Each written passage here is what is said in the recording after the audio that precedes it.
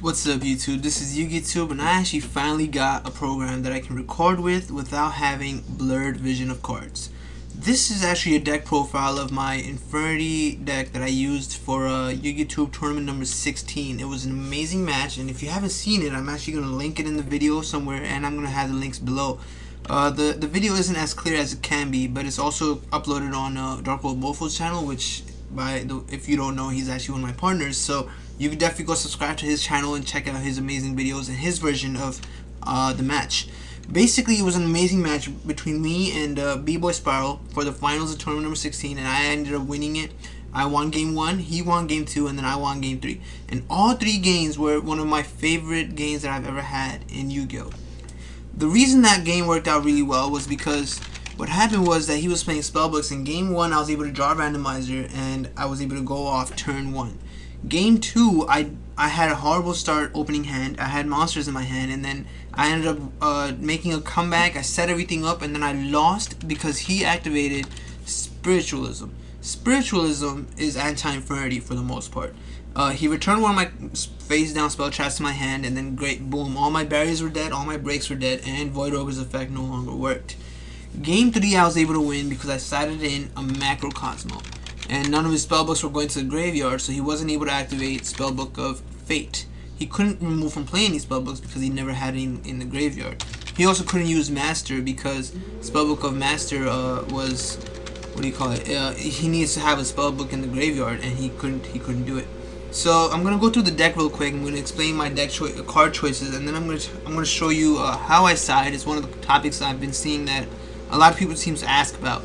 So I'm gonna run through the deck real quick. I have 1 Armageddon Knight, 2 Dark Greffers, 3 Infernity Archfiend, run 1 Avenger, 1 Mirage, 3 Necromancer, a Randomizer, and 2 Street Patrols. For the spell cards, I have all the key limited spell cards and the ones that I would need. So Allure of Darkness, Book of Moon, Dark Hole, Foolish Burial, Infernity Launcher, 1 Instant Fusion, Mind Control, Monster Gate, 3 MST, 1 Night Beam, 1 1-for-1, and a Reinforcement of the Army. For the traps, I have a Bottomless, 2 Call of the Haunted, 1 Compulse, 1 Eradicator, 3 Infernity Barrier, 3 Infernity Break, and then a Solemn Warning. The side deck consists of a Dimensional Fissure, 2 Black Horn of Heaven, 2 Deck Devastation Virus, 2 Dimensional Prison, 2 Heavy Slump, 2 Imperial Wall, a Macrocosmo, 2 Mirror Force, and a Soul Drain. The extra deck is 1 Darkfire Dragon. I use the dark one because my opponent might have a Golden Mask, so I don't want that to stop the instant fusion.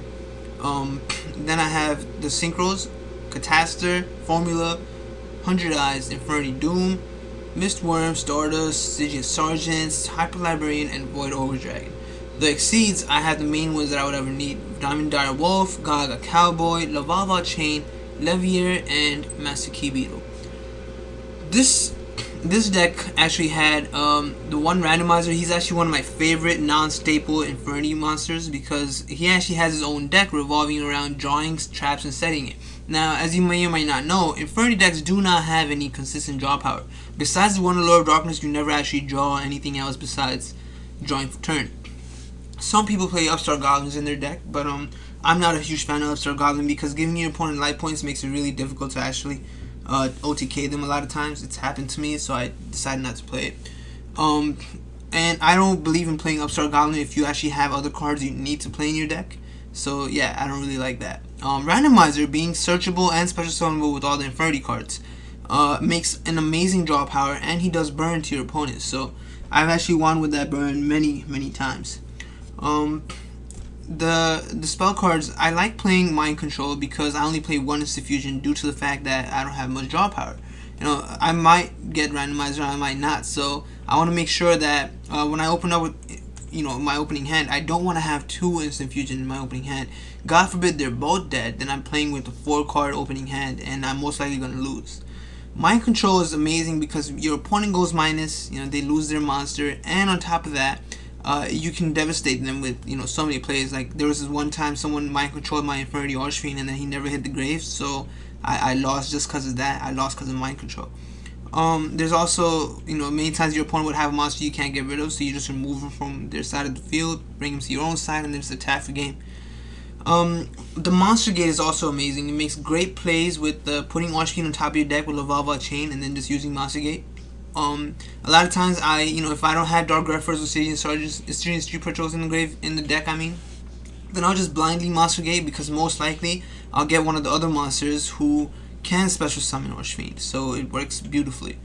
I like playing the one Night Beam because there's just a lot of back row lately, and I try to reserve MSTs for end phase only. End phase MST, the new traps and Night Beam traps that I'm actually scared of. For my trap lineup, the 2 Call of the Haunted work so well. I mean, they're amazing. Sometimes I end up tributing like Void Ogre after negating a spell trap, tributing him for Eradicator. I can just revive him again with Call of the Haunted, so that works out really well. Call of the Haunted is also really good for special summoning Archfiend in key ways. You can activate Call of the Haunted on your opponent's end phase or during the battle phase. And in these phases, the best thing is that they can't really Veiler you, so that works out really well. You get your search, you get to safely execute a special summon, and you can keep going. For the side deck, Deep Fissure and Macrocosmo are probably my most interesting sides. Immediately, most people will say that, doesn't that mess you up? Isn't that going to hurt you? Well, yeah, it depends on when you activate it. You have to be very clever with activating cards that can hurt yourself too. I usually activate Macro and Deep Fissure if I have enough cards to sustain myself. Sustainability is a very key factor in this deck. If you don't have the cards to hold yourself up, you don't want to activate new cards that might even hurt you more.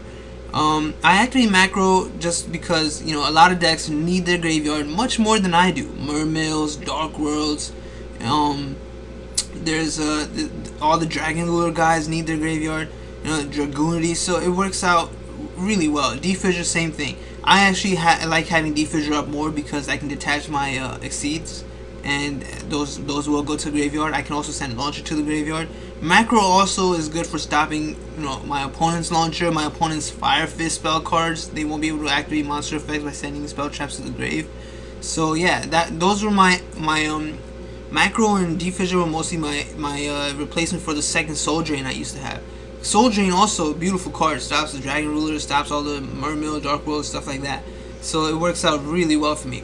The other good thing about having Macro and Deep Fissure out is that your opponent can't really Veiler or Max C, nor can they activate cards that really require the graveyard. So if you can go off, if you have everything you can go off, then activate Macrocosmos. They won't be able to Max C you, they won't be able to Veiler you, and then you can summon Mirage, Tribute. Mirage will get removed from play, sure, but you'll be able to bring back everything, and you can make your plays. Iron Wall is amazing because I can actually stop my own Macrocosmos with Iron Wall. I've done that in one game. And then the other good thing about Iron Wall is that your opponent can't activate any of the bullshit Dragon Ruler stuff. I mean, goddamn. 7 Swords is a pot of greed. You remove and play a Dragon Ruler, draw 2 cards, and then you refill the cost. So that's not gonna happen anymore. And special summoning Dragon Rulers is too powerful, so that's not gonna happen anymore either. The only problem with Iron Wall is I won't be able to use my own Infernity Breaks, so I usually side 2 of them out, only keeping 1, just because I can search Infernity Breaks. So if I haven't drawn the Iron Wall, I'll be able to use it. Or if I haven't activated Iron Wall, I'll wait till I use the break first. Stuff like that. Black Horn of Heaven has been one of my favorite sides. It's a free counter trap that negates a special summon. So I sided against decks that need to have a boss monster, Exceed Summon, Synchro Summon, stuff like that. Because let's look at Ophion, for example. Evil Storms revolve around having Ophion out, and then all their other cards simply want to keep Ophion alive. Well, sure, you can make the Ophion and I'll negate the summon. So now you don't have an Ophion, and all your other traps are mostly dead because they revolve around keeping Ophion alive. So Black Horn of Heaven being the free counter trap that negates summons is very powerful, especially being next to Infernity Barrier that can negate all the other card effects. So it's basically taking care of every possible outcome that my opponent might have. Deck Devastation Virus, very powerful virus card. I mean, it's the only good virus left untouched now, because Deck Devastation destroys decks that need their weak monsters to make their plays. It works well against Medolce, it works well against all the Dragoonity synchroing, any synchro deck in general you can deck dev. It also works really well against Infernity themselves. You can get rid of Necromancer. The other good thing about Deck Devastation is that you get to see your opponent's cards. You get to see their hand, so you get to learn a lot of stuff that it'll help you make your plays. Just don't forget everything. The Deep Prison I started siding because a lot of decks have cards that just can't be destroyed. It's very common in in a new archetype that's going to be coming out soon, Armored, they have exceeds that just don't get destroyed. You know, they have this Zen mains kind of effect that stops them from dying. There's also all the Phantom Beast cards that also don't get destroyed, so it works out really well, and it's a powerful card to get rid of Stardust and stuff like that, Shooting Star even. So yeah, I like Deep Prison. It's very fun to use. Heavy Slump, speaking of fun, extremely fun card to use. My opponent might maxi me, and if they do, I can't really make a comeback anymore. I can't stop if they maxi me. You know, if I go 1-for-1 and bring out Mirage and they maxi that, well, if I stop, Mirage is gonna die, and now I just lost everything I had. So if I have Heavy Slump, I'll keep going, I won't stop, and he'll draw a bunch of cards. And then it's up to me. Either as soon as he draws the 8th card, I can Heavy Slump, or I can set the Heavy Slump now and then wait till he draws for his turn. And he loses all the cards from his hand back into the deck and then only draws 2. So at the very worst case scenario, it's a -6. Technically, you lose all 8 cards and then draw 2 new cards, so most likely it's entirely minus, you just lost the game, because those 2 new cards probably can't help you get out of all my barrier searches. So Heavy Slump is I love siding it against decks that I know are going to have max Cs for me. And it's definitely against decks that search a lot. You know, I use it against the Harpies also because they have that spell card that when he goes to graveyard they get to search 3 new cards, and that's usually enough to get to 8 card hand. Other than that, I have the 2 Mirror Forces that I'm not too sure about yet. I'm actually debating if I want to have Mirror Force sided. I've actually updated the deck ever since that tournament because it's actually been a while. So my new version, it looks like this. It's not too different, pretty much the same stuff. What I did was I took out the calls for Vanity's Emptiness, and then I put in 6 cents for the Night Beam. 6 cents works really beautifully. So far I have yet to lose a game because I activated 6 cents. You have to be clever about when you activate it though, because you don't want to draw too many monsters in your hand, and you don't want to mill your spell traps that you need, like Infernity Launcher and Mirage, stuff like that. So you have to consider, you know, you can call 1 and 2 after stacking Archfiend to the top of your deck, and if they roll a 1, you draw Archfiend and you go off. Or you can call 5 and 6, but you have to be careful, because if your opponent rolls a 4 and you have Launcher in your deck, Mirage in your deck, then you might actually end up milling all of them and you lose for the most part. A lot of times you might mill monsters, and that's perfectly fine. You know, milling monsters, they belong in the graveyard, so it's all good. But you don't want to draw the monsters, so don't call 5 or 6 if you have a bunch of monsters in your deck still. You know, if you draw 2 Dark Greffers and a bunch of other Infernities, it's gonna kind of suck. But if you draw a bunch of spell cards and some monsters, that's okay, because most of my spell cards actually revolve around getting monsters out of your hand. You know, Reinforcement of the Army gets rid of monsters from your hand, 1-for-1 does, and a Lord of Darkness. I love Vanity's Emptiness for one very, very key reason, and speaking of key, Master Key Beetle is the reason I love Vanity's Emptiness. Master Key Beetle can actually keep Vanity's Emptiness alive at all times, even if you're activating cards that are going to the graveyard. So now you have an infinite no special summoning card on top of barriers and breaks. So after going off and having Master Key Beetle keeping Vanity's Emptiness alive, it's a beautiful thing to lock down your opponent from all effects and special summoning. And it works out really well for me, and I have yet to lose because of Vanity's Emptiness. You know, you don't activate Vanity's Emptiness if you're relying on your top deck of Archfiend and stuff like that. The other good thing about Vanity's Emptiness is I can actually keep it alive just with Void Ogre Dragon. I'll just negate the MST or whatever you activate, just, you know, without sending anything to the graveyard. And since I side macro, Vanity's Emptiness with the macro can actually work out just as well too. So yeah, I really enjoyed this build. I'm actually still working on it because I did like having Night Beam, and I might actually take out the Mirror Forces for Night Beams in my side deck, but I'm not too sure yet. Other than that, as far as siding goes, I'll continue using this deck for the rest of the video from here on, but as far as siding goes, you have to consider 3 different things when you're siding. First of all, you have to remember that the cards you're siding into your deck, you might not draw them. That's okay. The cards you're siding out of your deck, second of all, the cards you're siding out of your deck, you definitely will not draw them. So that's great. And then third, you have to consider, are you going first or you're not? When I win game 1, you know, I obviously won't be going first anymore game 2. I keep the mind control, but I take out cards that have a -1 to them. I'll take out the Monster Gate, I'll take out the 1-for-1, and because of 1-for-1, I'll take out the Randomizer.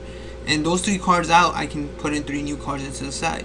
If I need to, you know, take out Vanity's Emptiness because I know my opponent doesn't special summon too much, then those are easily replaceable cards that I can take out as well. If I am going first, then I'll take out Mind Control because it's going to be a dead card turn 1 if I open up with it. I'll take out the Mind Control. I'll keep the 1-for-1 and all the other cards, you know, Monster Gate, the cards that have a -1. Oh, speaking of which, if I'm not going first, I usually do also take out the Monster Gate and Eradicator, depending on what deck my opponent is playing. But yeah, if I am going first, then I'll definitely take out Mind Control. I'll take out the Dark Hole. It's gonna be dead. I mean, unless I know my opponent is playing anti-meta or something, then I'll keep the Dark Hole. But other than that, I usually take it out. I can you know, I can spare an Infernity break. I always keep all 3 barriers. You need them. You need to draw barriers and you need to set barriers no matter what, even if you're not searching. And then I just side in cards that I know are gonna stop my opponent. There's a key thing though. You have to remember that the cards you're siding out, you definitely will not draw, and that's the real purpose of siding. You take out cards that you don't want to draw. The cards that you know are not going to be effective against your opponent. For example, Vanity's Emptiness against a deck that I know doesn't need Special Summon to win. But yeah, and then after that, you side in cards that you may or may not draw, and if you do draw them, then great. It should be very key to drawing them. I usually put in the Soul Drain and Macrocosmo against Mermills, Dark Worlds. I put in the Defrisher also. Mermills, Dark World, and any other deck that needs their graveyard as much as they do. Soul Drain definitely against any Dragon Ruler variant, and Iron Wall if I know my opponent has Dragon Rulers in it.